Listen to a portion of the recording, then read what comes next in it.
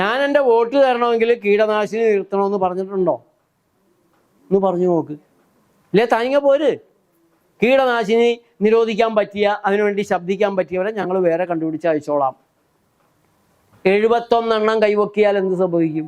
വെറും 71 എണ്ണം കൈവക്കിയാൽ അന്ന് നിരോധിക്കുക കേരളത്തിലെ കീടനാശിനി.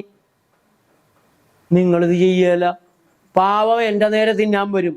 എല്ലായിടത്തും കീടനാശിനിയല്ലേ, പിന്നെ എങ്ങനെ നടക്കുമെന്നൊക്കെ ചോദിക്കും. ഞാനും നിങ്ങളും ഇതൊക്കെ തന്നെയല്ലേ. ആർക്കെങ്കിലും ഒറ്റയ്ക്കൊരു സ്വർഗം ഉണ്ടാക്കി രക്ഷപ്പെടാൻ പറ്റുമോ ഈ സമൂഹത്തിൽ? ഈ സമൂഹം മോശമാണെങ്കിൽ, വെള്ളം മോശമായ, വെള്ളത്തിൽ കിടക്കുന്ന എല്ലാ മത്സ്യങ്ങൾക്കും അതിൻ്റെ തകരാറ് വരും. പിന്നെ ചെയ്യാവുന്ന വഴി എന്താണ്? കഴിയുന്നത്ര നമ്മൾ കൃഷി ചെയ്യുക, നട്ടുപിടിപ്പിക്കുക. എൻ്റെ ചെറുപ്പത്തിൽ വീട്ടിൽ നിന്ന് ഇതുപോലുള്ള സാധനങ്ങളൊന്നും ആരും പുറത്തു പോയി മേടിച്ചിട്ടില്ല. വീടിൻ്റെ പുറകിൽ കാച്ചിൽ നട്ടു വെച്ചിട്ടുണ്ട്, അത് പറിക്കും.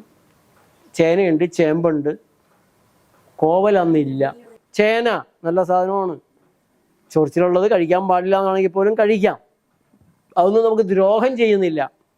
കിഴങ്ങുകൾ, മധുരക്കിഴങ്ങ് ഒന്നാം തരം സാധനമാണ്.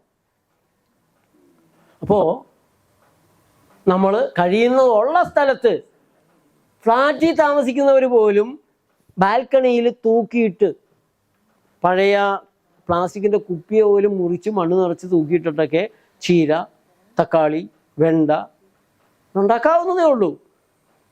കറിവേപ്പില കാശ് കൊടുത്ത് വാങ്ങണം മനുഷ്യരെന്ന് പറഞ്ഞാൽ.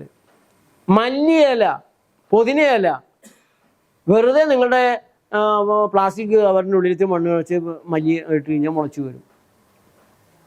അങ്ങനെയുള്ളൊരു നാട്ടിൽ ഇതെല്ലാം കീടനാശിനി ഇട്ടതേ വാങ്ങി കഴിക്കുകയുള്ളൂ എന്ന് പറഞ്ഞാൽ നമ്മളെ തല്ലാൻ ആളില്ലാഞ്ഞിട്ടല്ലേ. ഇനി തിരുവനന്തപുരം സിറ്റിയിൽ ജവഹർ നഗറിൽ ജയനും ഉഷയും ശ്രീധറും എല്ലാം കൂടെ നല്ല ഓർഗാനിക് പഴങ്ങളും പച്ചക്കറികളും നിങ്ങൾക്ക് കണ്ണടച്ച് വിശ്വസിച്ചത് വാങ്ങാം. എത്ര പേര് അന്വേഷിക്കുന്നുണ്ട്? വില കൂടുതലാണ്. കാരണം അത്രയും ജാഗ്രതയോടെ ശേഖരിക്കുന്നതാണ്. വലിയ ക്വാണ്ടിറ്റി ഉള്ളതല്ല. അതിൻ്റേതായ വില കൊടുക്കണം. അപ്പം മരുന്നിൻ്റെ വില കൊടുക്കണ്ട. മരുന്നിൻ്റെ കാശ് കുറച്ച് അത്രയും കൊടുക്കേണ്ടി വരില്ല. കുറച്ച് ഇവിടെ കൂട്ടിക്കൊടുത്താൽ. അതേപോലെ തന്നെ സിറ്റിയുടെ പല ഭാഗത്തും ഓർഗാനിക് ഷോപ്പുകൾ ഉയർന്നു വരുന്നുണ്ട്. പ്രോത്സാഹിപ്പിക്കണം. അല്പം കൂടുതൽ പണമാണെങ്കിലും അത് തന്നെ കൊടുത്ത് നമ്മൾ വാങ്ങണം. ഭൂമിയിൽ നമുക്ക് ഏറ്റവും അത്യാവശ്യമുള്ളത് വക്കീലിനെയാണ്, കർഷകരെയാണ്, ഡോക്ടറെ പോലും അല്ല. റോഡൊക്കെ പറ്റിയ ഡോക്ടർ വേണം. രോഗത്തിന് ഒരു ഡോക്ടറുടെ ആവശ്യമില്ല. പ്രകൃതി ചികിത്സ പഠിച്ചാൽ നമുക്ക് ആരുടെ ആവശ്യമില്ല.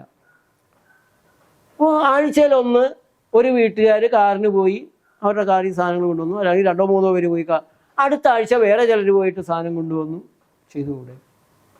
കർഷകർ അന്തസ്സായിട്ട്. ഇപ്പോൾ കർഷകൻ്റെ കാര്യം പരമദയനീയമാണ്. കല്യാണാലോചന, മകൾക്ക് കല്യാണാലോചനയും കൊണ്ടും ബ്രോക്കർ വന്നു. ചെറുക്കനെന്താ തൊഴിൽ?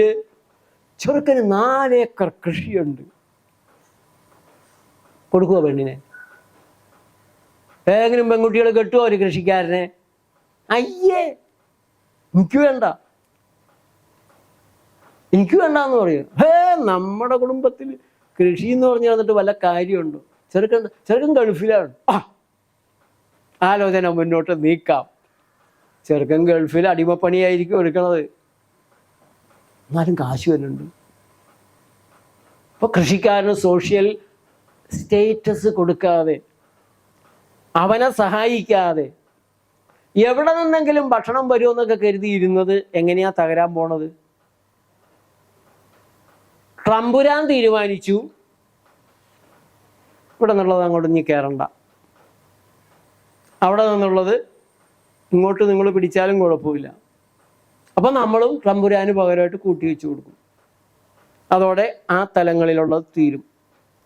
പിന്നെ ഗുജറാത്തിൽ നിന്നും ആന്ധ്രയിൽ നിന്നും അരി ഇങ്ങോട്ട് വരും. അവിടുത്തെ കർഷകർ സമരം ചെയ്യുകയാണ്. ഞങ്ങൾക്ക് 1 കിലോ അരിക്ക് 100 രൂപ കിട്ടിയാലേ കൊടുക്കുള്ളൂ. എന്ത് സംഭവിക്കും?